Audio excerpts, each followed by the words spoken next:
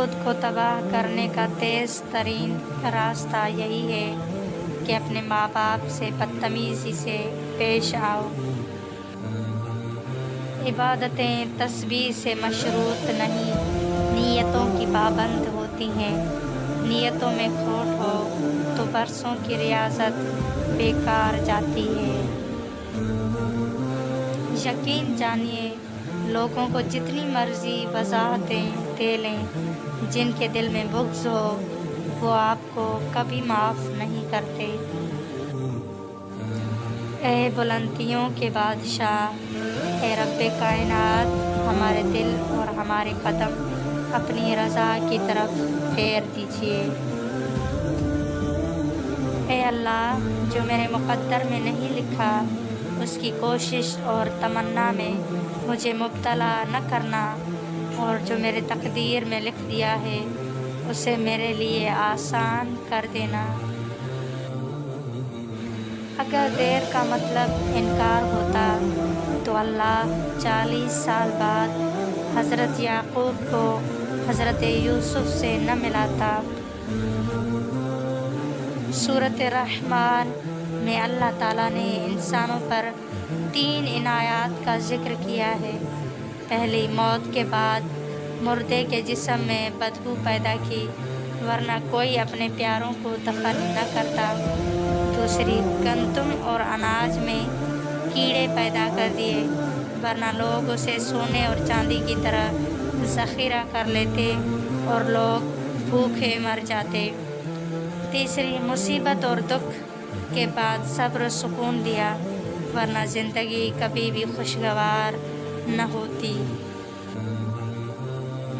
ایک دن بیماری نے دولت سے کہا، تم کتنی خوش نصیب ہو کہ ہر کوئی تمہیں پانے کی کوشش کرتا ہے، اور میں کتنی بد نصیب ہوں کہ ہر شخص مجھ سے دور بھاگتا ہے۔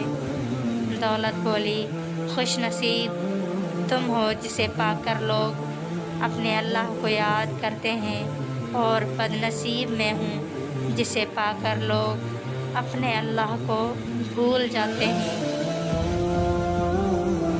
صبر، شکر، ذکر اور فکر چاروں بہت بڑا درجہ رکھتے ہیں۔ صبر مشکل کو ٹالتا ہے، شکر نعمت کو بڑھاتا ہے، ذکر درجات بلند کرتا ہے، فکر گناہوں سے روکتا ہے۔ مانگنا ہے تو مقدر مانگ، خدا سے جب بھی دعا مانگو تو مقدر مانگو، عقل نہیں، کیونکہ میں نے بہت سے عقل والوں کو مقدر والوں کے در پہ دیکھا ہے۔ حضرت علی علیہ السلام۔ بد نصیبی کی پہچان۔ رسول اللہ نے فرمایا، 4 چیزیں بد نصیبی کی پہچان ہیں۔ پہلی، آنکھوں کا خشک ہونا کہ اللہ کے خوف سے کسی وقت بھی آنسو نہ ٹپکے۔ دوسری، دل کا سخت ہو جانا کہ آخرت کے لیے یا کسی دوسرے کے لیے کسی وقت بھی نرم نہ پڑے۔ تیسری، امیدوں کا لمبا ہو جانا۔ چوتھی، دنیا کی لالچ۔ رسول اللہ نے ارشاد فرمایا، میں نے جنت میں دیکھا کثرت سے وہ لوگ ہیں جو دنیا میں فقیر تھے۔ رسول اللہ نے ارشاد فرمایا، سب سے پہلے جو چیز انسان کے ترازوئے اعمال میں رکھی جائے گی وہ انسان کا وہ خرچ ہوگا جو اس نے اپنے گھر والوں پر کیا ہوگا۔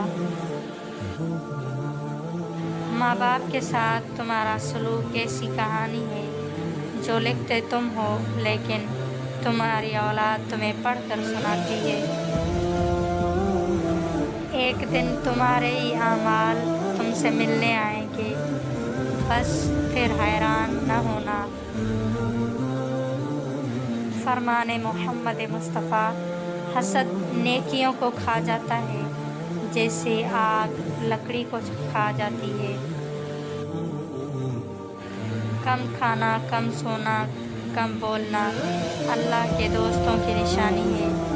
زیادہ کھانا، زیادہ سونا، زیادہ بولنا شیطان کے دوستوں کی نشانی ہے۔ حضرت موسیٰ علیہ السلام نے عرض کیا، خدایا میں تجھ کو کہاں تلاش کروں؟ اللہ تعالیٰ نے فرمایا ٹوٹے ہوئے دلوں کے پاس۔ کامیاب لوگ اپنے ہونٹوں پر دو چیزیں رکھتے ہیں، خاموشی اور مسکراہٹ۔ خاموشی مسائل سے دور رہنے کے لیے، مسکراہٹ مسائل کے حل کے لیے۔ جس کی جیسی سوچ وہ ویسی کہانی رکھتا ہے۔ کوئی پرندوں کے لیے بندوق تو کوئی پانی رکھتا ہے۔